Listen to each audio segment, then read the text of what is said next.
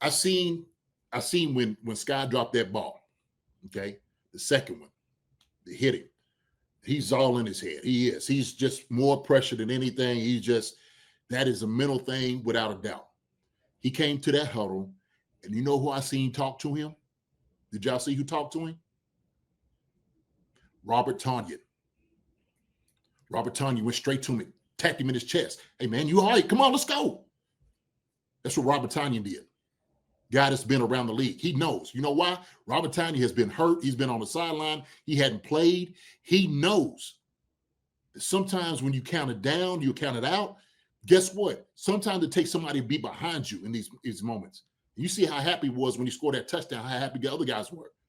Guys don't want to see a guy like this struggle. Nobody wants to. And it's a shame, man, to see that. I know how that feels. I done seen it. I know how it feels. I done been that guy before. And so what you do is you go to work. You got to do the things that you need to do. But it takes somebody to come to you, right? Not a negative, oh, man, you can't. Tiny came over and touched him. Hey, man, I got you. Let's go. And Tiny, he just getting there. You know what I'm saying?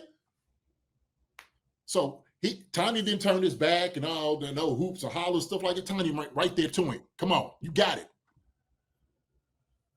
That's why you go get it, guys like Tanya. That's exactly what you do.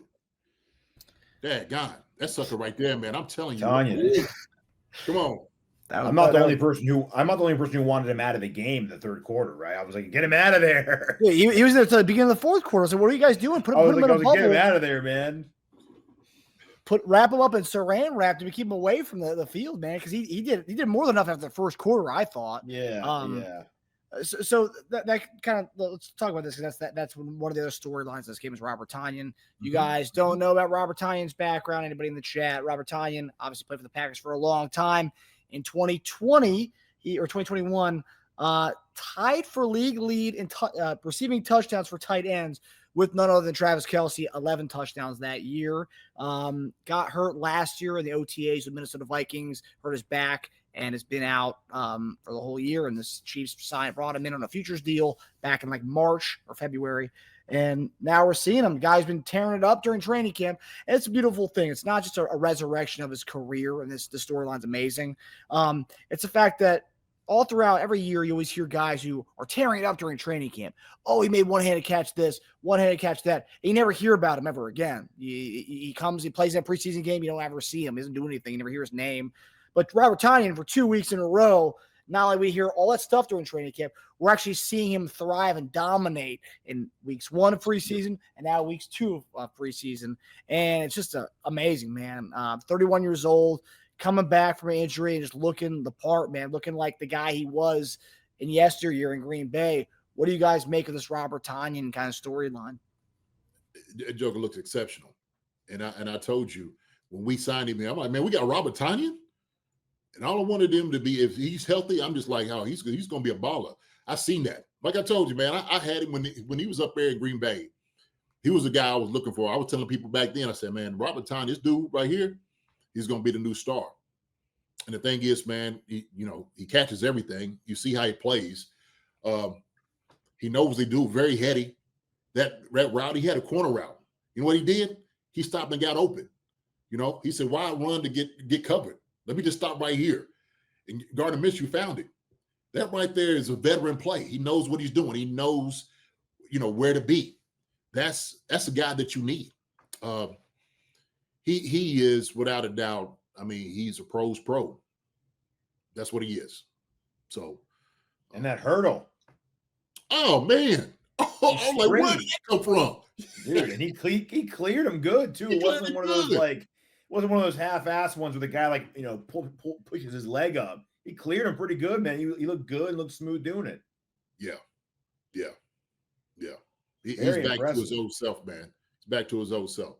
And I think sometimes, well, I think being hurt like that, Tage, I think he's got a whole different appreciation of the game. I think he does. Yeah. I mean, sure, why not? Why wouldn't I come out here and give him my all? I don't know when my last play is going to be. Heck, I thought my last play was 2 years ago. I thought it was done. Yeah. And here he is out now. So, man. And I mean, tight end 3, I had the Kelce, Noah Gray, and then him. I know we have Wiley, and I know there's other guys, but Tyon is just, I mean, he's gonna, and that's the thing. It's like we play a lot of 3 tight end sets. He's gonna get a lot of playing time this year. That's why I was like, dude, why is he in the game still? Get him out of there. He's clearly made the team. He's clearly a lock at this point. Let's just let it go. Get him to the sideline. So yeah, that storyline. I think too is just like the fact that he took a year off, and a guy who's 31 years old, JD, taking a year off from football. That's not it's not a positive sign as far as you're ever going to get back to playing the game again, and as far as being a rotational piece on an offense, especially the Chiefs, a Super Bowl team. But the fact that he did that and has not only made his ways in training camp, he's doing it on the field, and he's going to have a significant role on this team this year. And I think that's awesome. I know that very well. I did the same thing. I took off 99. I had to. I had a knee injury that took me out. And so I knew if I played that year, I probably would have been done for the rest of my career. And I knew I had to take that time off. It was a hard time for me, but I learned a lot. I learned a lot about myself. I learned about resilience. I learned about just the passion. I got the passion of the game back. That's what I did, Marcus. You know, and you really don't understand it until it's actually taken away from you. And once it was taken away from me, I'm like, man, Lord, if you just give me another chance at this, I would not take another down, another practice, another rep, or any of those things for granted. And I remember Gunn brought me in. Gunther Cunningham was the one that brought me into Kansas City. And we were practicing, and it was me and Troy Drayton, and we both had bad knees. And I was like literally dragging my knee, dragging my leg. And one day after practice, I say, Gunn, I need to talk to you. He said, yeah, JD, what is it? What's going on? I said, man, I'm gonna need a day off. He's like, oh. He said, man, JD, he said, I was afraid you're gonna tell me you wanted to quit, that your knee was hurting you too bad. I said, no. He said, JD, you have as many days off as you want. I remember I came out there and I had a day off, and everybody clapped for me because they seen what I was doing out there. They could see like just the passion, and this guy is just going through it. He's just grinding. And I was just like, wow. It meant a lot. And the thing is, people seen the dedication, and that's what I see in Tonyan. I see that in him. I know that all too well. I know it all too well. So, man, get me emotional thinking about that, brother. Yeah, man, seriously. It's a beautiful story. I remember when we first talked about it, it was like, okay, I mean, it's kind of a long shot. We got a lot of these young guys, and he's 31. You know, he took a year off football. How much does he have left in the tank?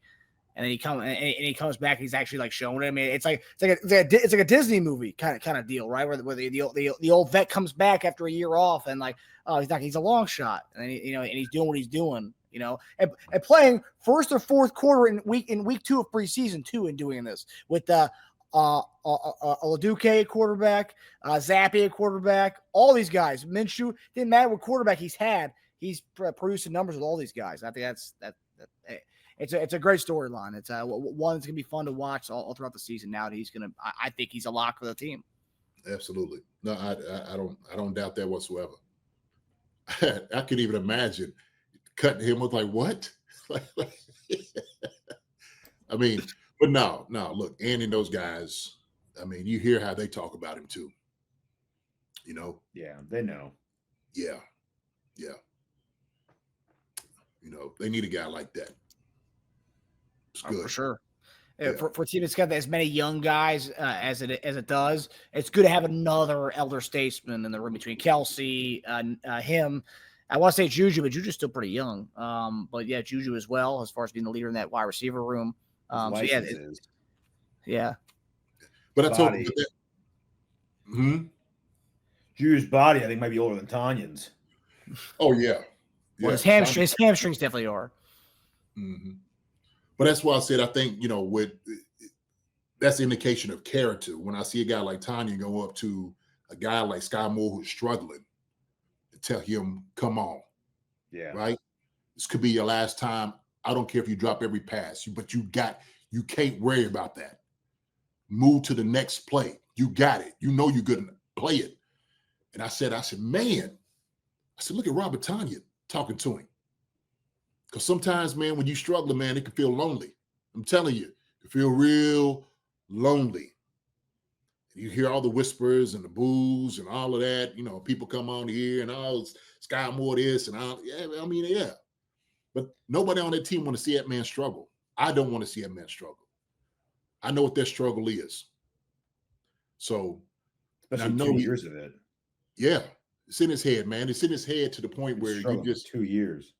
It's 2 years and injury and all that on top of it. Shoot, second round pick. You know how you was talking about that Teja the other day about Suma knowing all the pressure stuff like that. Well, this is already set in for him. Oh man, yeah. This is, I mean, yeah, this is a mound. It's like the Triceratops poop from Jurassic Park mound, dude. It's massive. Hi, everybody. Thanks for watching. Subscribe here to get the latest from the show. Also, be sure to check out the best clips from Chief Concerns. And if you prefer to listen to the show, subscribe and follow us on Apple Podcasts, Spotify, and anywhere else you get your podcasts.